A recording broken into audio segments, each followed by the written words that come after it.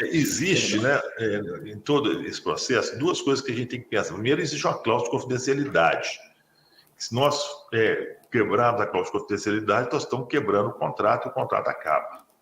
Então, tem cláusulas que não podem ser faladas, assinadas.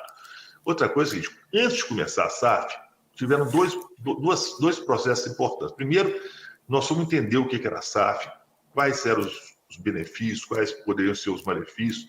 Então, contratamos, a SAF é isso, funciona assim, assim, assado. Por isso que, inclusive, o nosso processo demorou mais. Inclusive, já está com a SAF dele assinada há um ano, né? O Vasco, o Botafogo.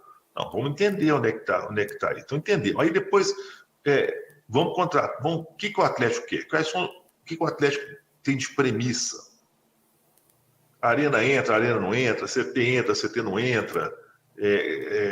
A gente quer manter a gestão nisso ou não quer? Então, fizemos um esboço do que a gente queria.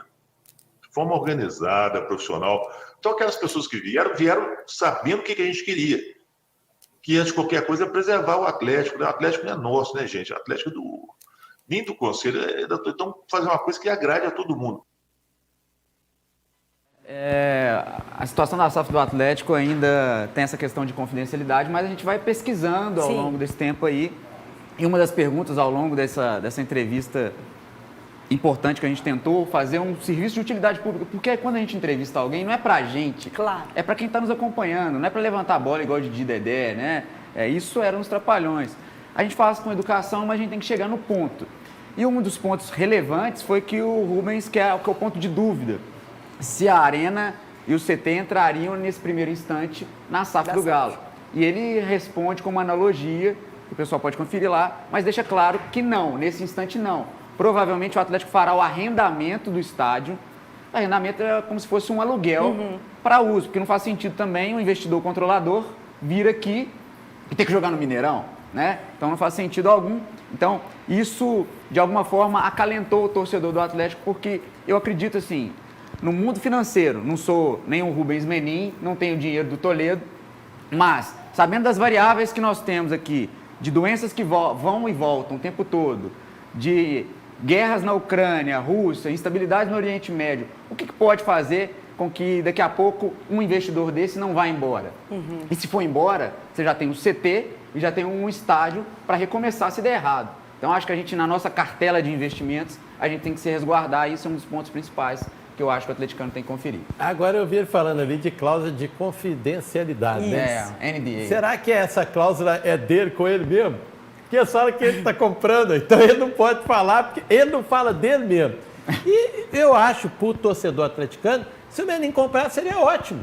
Porque é muito melhor, se o Salum pudesse comprar o América, ótimo. É muito melhor você ter um atleticano olhando o Atlético, um americano, como o Ronaldo gosta do Cruzeiro, porque facilita. É diferente de um cara chegar igual está lá no Botafogo, o cara tem ligação nenhuma com o Botafogo, amanhã o que o Betinho falou, dá errado, ele vai embora. Deixa eu fazer uma pergunta. Sim. Essa pergunta é pergunta como comentarista esportivo. Claro. O Atlético arrendaria o estádio e o CT para que o investidor chegasse... Pudesse utilizar. Pudesse utilizar. Ou seja, ele vai pagar para fazer o usufruto do CT e do estádio. Esse dinheiro, para onde iria esse dinheiro? Para a associação? E o que a associação faria com esse dinheiro? Basicamente, a associação tem aí, para quem está acompanhando a gente, a função dela é cuidar dos clubes sociais, né, e pagar as dívidas que já estão negociadas, que são do Profut e do PERSE, que foi um programa do governo agora para eventos esportivos e outros eventos, enfim. Então, foi dado como se fosse um desconto, e isso está lá, negociado. É como se fosse uma conta de água, luz que nós temos em casa para pagar, está equalizado. A partir daí, o que sobra,